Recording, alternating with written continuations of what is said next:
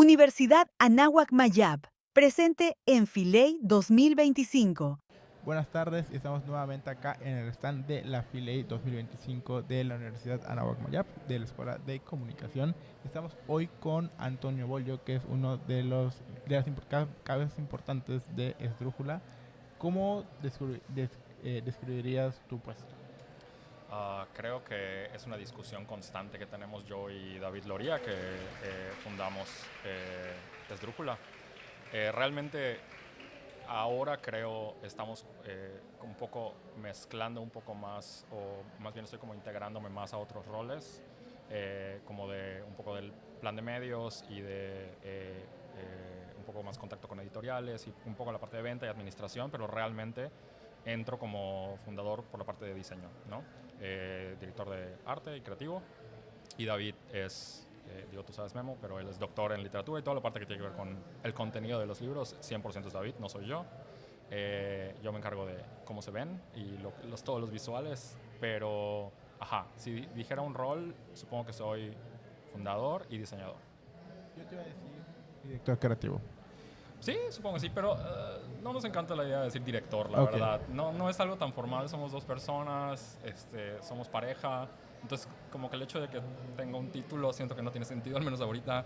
Igual y si en unos años nos vuelves a entrevistar, y estamos enormes y ya estamos en librerías independientes, esperemos, y tenemos, en vez de 330, igual y si habrá título de director, pero no es algo de lo que hablemos realmente. Ok, vamos a hablar un poquito acerca de tu papel dentro del diseño de los libros. Porque siento que no es común de escuchar a los diseñadores justo de portadas hablar acerca de los libros. Porque cada historia es diferente, pero cada portada, a pesar de que está el dicho de no juzgues un libro por su portada, realmente sí se juzga al libro por la portada. Sí, o sea, justo, creo que hay muchas veces que nos paseamos en las librerías y dices, esa portada me gusta. Puede que el libro esté malísimo, pero chance lo compras por la portada. Sí. Para empezar, quiero que la pregunta es, ¿qué tan falso es la idea de no juzgues a un libro por su portada? Como estrategia de marketing es muy falso. Como refrán, padrísimo y re bonito, ¿no? Y convertirlo eso a personas, pues obviamente muy válido. Pero no, como recurso de diseño y de marketing, sí la gente va a juzgar un libro por la portada, ¿no? La gente va a juzgar un libro por la portada, por el lomo, por el título, o sea, el nombre, por el autor o autora o autore, o sea, literal, bueno, por la editorial claramente, ¿no? Realmente un poco no es que esté bonita la portada, sino el empaquetado del libro va a influenciar muchísimo en si alguien va a picarle, a interesarle, ¿no? Y más allá a decidir comprarlo, influenciar, comprarlo. No creo que la intención de nuestras portadas nunca fue, porque bueno, hay editoriales que no tienen la estrategia de unificar la línea, ¿no? Nosotros sí, y muchas veces como diseñador yo siempre he pensado que la portada debe ser reflejo, debe venir pues en sí del contenido, ¿no? Y a veces nos enseñan que como que seguir un formato, seguir una línea es un poco restrictivo o como que en contra de sacar el máximo potencial visual. Entonces yo recuerdo que tenía como esta discusión con David sobre, pues es que las portadas del libro que siguen como como que el mismo esquema, y no, hay muchas editoriales independientes, sobre todo, pues es difícil para una editorial independiente mantenerse, ¿no? Y ser un negocio como tal. Entonces el hecho de pensar que vas a tener artistas, fotógrafos, etcétera, para hacer N portadas diferentes, ¿no? Para distintos proyectos, pues no es tan realista. Y hablábamos de eso, de que él quería estandarizar y que él quería que sea como una línea editorial, que se viera fuerte la editorial. Y yo cuestionaba pero es que tal vez el libro va a pedir algo más, ¿no? Como creativo yo decía, tal vez esté increíble un concepto y yo pienso en que necesitamos hacer esto y llevarlo ahí. Y estamos, no, o sea, como que debería ser en servicio del libro, ¿no? Y de la historia y del autor o autora. Y entonces yo tenía como este debate.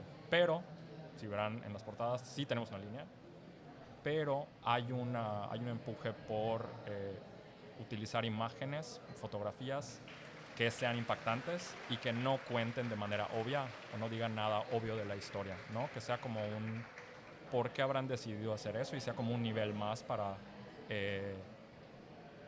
pues para diferenciar, obviamente, pero también para agregarle un nivel del arte que es, ¿no? Involucramos a fotógrafas, como que hay todo un proceso como de curaduría desde que se elige qué libro, ¿no? Y principalmente es David quien elige que si un libro entraría dentro de nuestra familia editorial o no.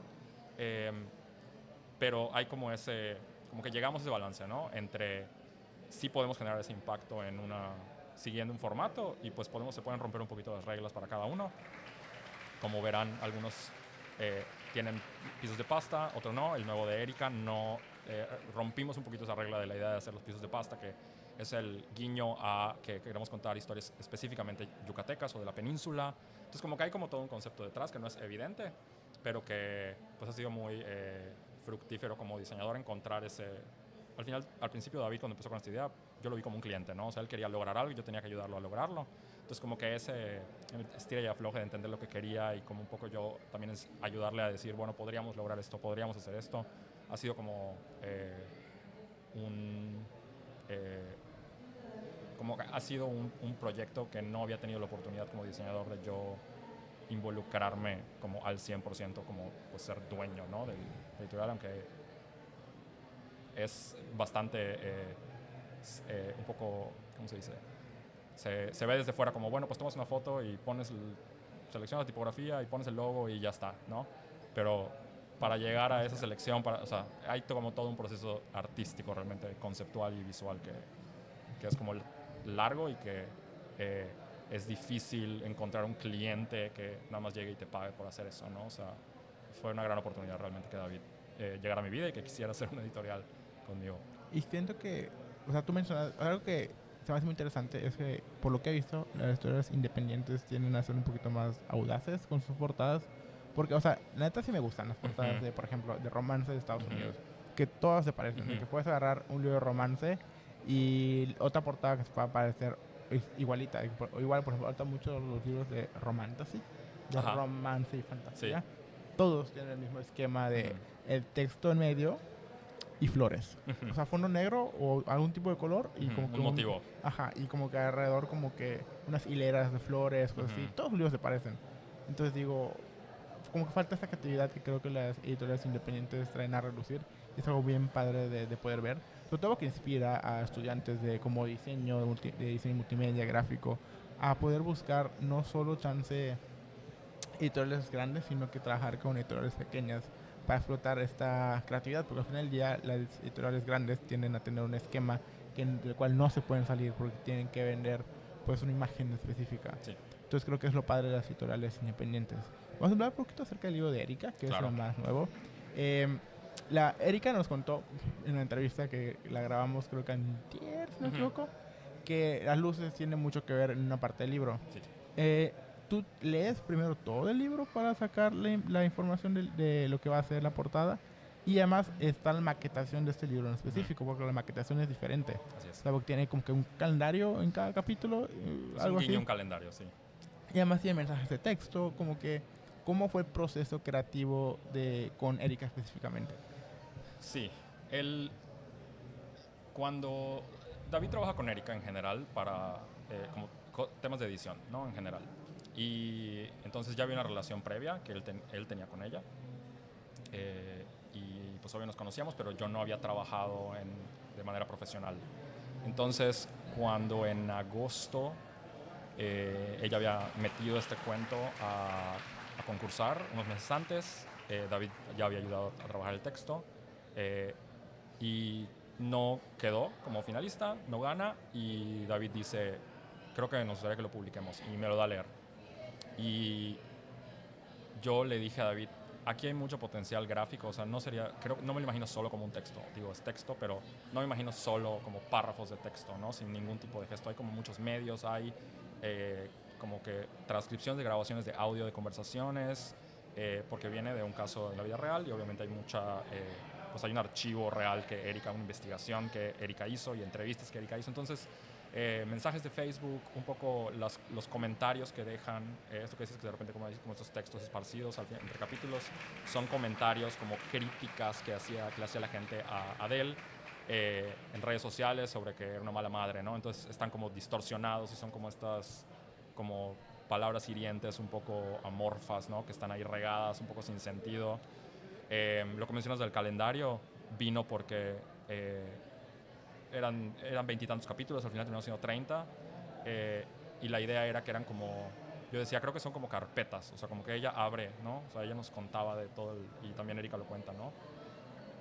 Hay como un desorden dentro de un proceso legal como este y de la investigación que ella hace. Entonces yo decía como, me imagino a Erika haciendo, o sea, me imagino a Adele y me imagino a Erika con carpetas y con papeles y todo. Y David luchaba mucho con, no quiero que se vea un desorden de papeles, ¿no? Porque está muy trillado y porque, supongo, él vive y está acostumbrado a la idea de 1000 papeles regados, ¿no? Pero desde el principio yo dije eso, yo dije, tiene que haber algo que muestre estos como medios, como diferentes formatos de la información, que no son solo diálogos, ¿no? No son solo diálogos internos y diálogos con otros personajes. Y la parte de la portada fue lo último que logramos. Honestamente, no hay un proceso, no tenemos un proceso definido todavía para eso. Sabemos que queremos que sea, como comentaba, los libros, los primeros 2 libros tienen más claramente estos pisos de pasta y lo que queríamos era que representara este origen, ¿no? Y de el lugar en donde nos encontramos y donde queremos que sean las historias principalmente de Yucatán, la península, mujeres principalmente, personas de la diversidad sexual. Y como que en este caso rompimos porque el trasfondo y la base se convirtió un poco en la representación de Erika, que es parte de la historia. Digo que es parte de la historia porque una crónica normalmente no existe el personaje de la autor o autora como narrador, ¿no? En este caso es una mezcla entre crónica y testimonio, ¿no? O esta narrativa ficcionalizada de la realidad del proceso de Erika. Y Erika como personaje estaba ahí y contaba que llegaba, ¿no? Llegaba Adele y esta era la mesa, ¿no? Es como si tú fueras Adele, yo soy Erika, y ella decía, y llegó a la mesa, y describía esta mesa, ¿no? Y David había ido a su oficina, entonces David ubicaba perfectamente la mesa, ¿no? Y entonces hablamos de como, bueno, pues podría ser en la oficina, hay como algo ahí, ¿no? Que podríamos como sacar. Y vi la mesa cuando fui y dije, sí, estaría perfecto que pues ese sea el equivalente, ¿no? Al piso. Y decíamos, tiene que haber un elemento que, como en las otras, que ya sea rompa, que haya conflicto, que haya tensión, que haya algo que está fuera del lugar. Y eso era lo que queríamos, ¿no? Y que procuramos en nosotros. Es un poco más evidente en nosotros, tal vez algo se cayó y se rompió. Pero esa misma idea estaba en el enredo, ¿no? Y no es algo muy importante, sin spoilear mucho, no es algo particularmente importante, no es una escena que se repita, no introduce nada de eso, pero sí engloba una sensación de hogar, nostalgia, familia, y como muchas cosas que ya al haber leído, después de que leí, obviamente, completo el cuento, entendí, por ejemplo, cuando me dijo David originalmente el título, me hablaba del título, no me fui en casa, y yo decía, no me encanta el título. Y me decía, sí, no estoy seguro, no sé qué. Y leí, ya que leí la historia completa, ya que la pulió más David y Erika meses después, entendí por qué es el hashtag que utilizaba Adele para promover esta historia en redes sociales, y al entender la historia completa, entonces dije, no, sí, o sea, claro, tiene mucho sentido el título. Entonces un poco lo mismo tal vez va a pasar cuando como que le traten de dar sentido a la portada. Hay como un mood más bien que conecta con esta trayecto, ¿no? Que tiene Adele y que tiene su familia, más que un hecho importante particular. Y creo que ese momento como que, ajá, cuando te das cuenta Sí. por qué es título y portada, creo que es algo muy importante. Y por ejemplo, lo que viene siendo la antología, o sea, cómo agarras la idea de una antología y es una portada, pues que representes. Pues supongo que igual tiene mucho que ver con la idea de la antología, porque me acuerdo que yo estaba en la presentación de la antología y dijeron que no tuvieron una temática, No. pero sin querer Sí. terminó teniendo una Sí. temática. Entonces, ¿cómo fue el proceso de crear esto? A ese concepto creo que llegamos más fácil porque desde que los cuentos ganaron, o sea, desde que anunciamos que ganaron los cuentos, ya teníamos como esta idea de que había algo, como que no encontramos nada súper obvio, más allá de muchas de las historias tratan muy como superficial o evidentemente sobre el cuerpo. Y entonces, como que esas de las distintas ideas que como que tratamos de unir, del hilo conductor que tratamos de encontrar entre las 5,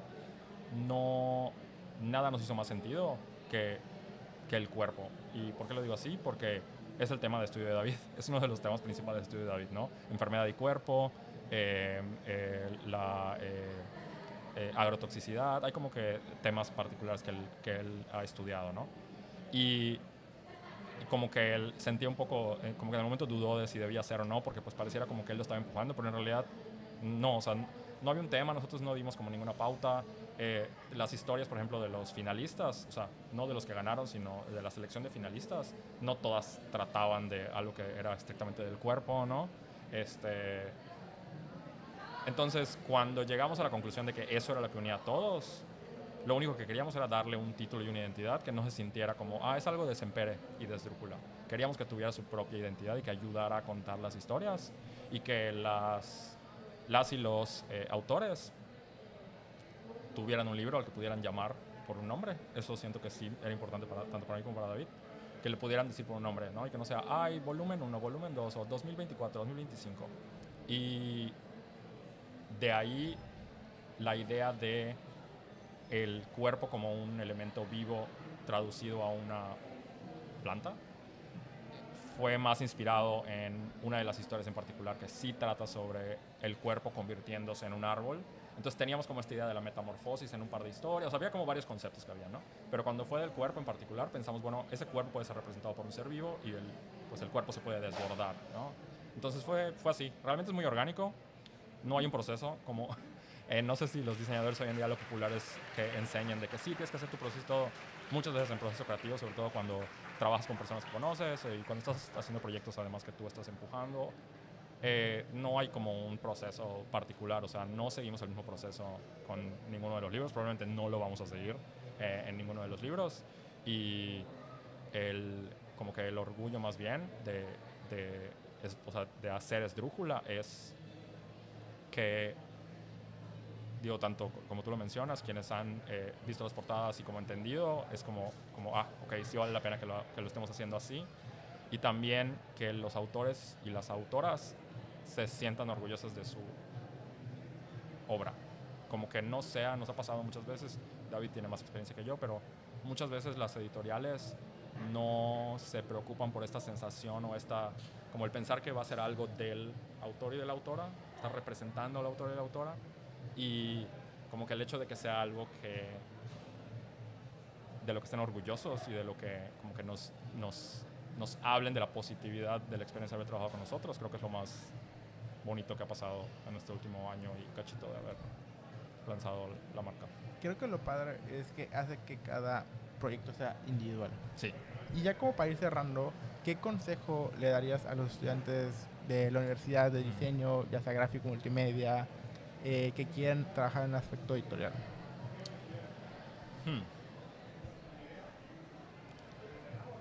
Curiosamente, no he tenido una gran trayectoria editorial, no es lo principal. Yo me dedico principalmente a branding y naming. Entonces, no sé si tengo como muchísimos consejos como para hacer una carrera editorial, pero como alguien que ha hecho proyectos y que ahora está como tratando de liderar un proyecto editorial, creo que lo primero sería amar la tipografía. Okay. Creo que si no entiendes lo importante que es una tipografía en cualquier diseño, muchas veces, ¿cómo lo digo? El dirigir algo editorial sin poder hacerlo, entenderlo y hacerlo, que depende de la tipografía, no se puede dirigir artísticamente, no sé cómo explicarlo. No, es difícil ser un director de arte de algo tan específico como arreglos tipográficos. Y seguramente sí hay, no lo dudo, pero no es lo normal y es muy difícil. Puedes dirigir más fácil a un gran fotógrafo o fotógrafa, ¿no? O sea, puede haber como experimentación en eso. En la tipografía, si no lo amas, si no te apasiona, si no ves esos diferentes detalles, si no notas como las alineaciones o por qué tomó una decisión, si esa parte no te apasiona, honestamente, hay muchos niveles de editorial, creo que hay todo tipo de editorial, pero nosotros que obviamente lo vemos como también una pieza artística, creo que ahondarse en el mundo de la tipografía antes que pensar en que voy a editar un libro completo y entender y ver si eso es algo que te apasiona, creo que sería como una buena introducción. No sé si les va a servir para obtener un trabajo, pero al menos para saber si es algo que pues, a lo que quisieran aspirar, ¿no? Pues muchas gracias, Antonio, por esta gran plática. A ustedes. Y no se olviden de conseguir los libros de Esdrújula en Así es. Sempere, normalmente están. Y en Así la página es. web ya están igual disponibles, al menos el de No me cabe el cuerpo. El de No nos cabe el cuerpo, que ya se agotó, Felicidades. lo pueden encontrar en la página, está libre de derechos, en PDF. Los otros dos están de venta en el stand 109 en Sempere o en el centro después de la Filey, si no pueden venir. Y la presentación del libro de Erika, la primera presentación oficial, es este sábado a las 12:45. Muchas gracias, Antonio, y muchas gracias a la Filey y al stand de la Universidad Anáhuac Mayab de Comunicación. Gracias. Espacio realizado por alumnos y profesores de la Escuela de Comunicación y Dirección de Empresas de Entretenimiento.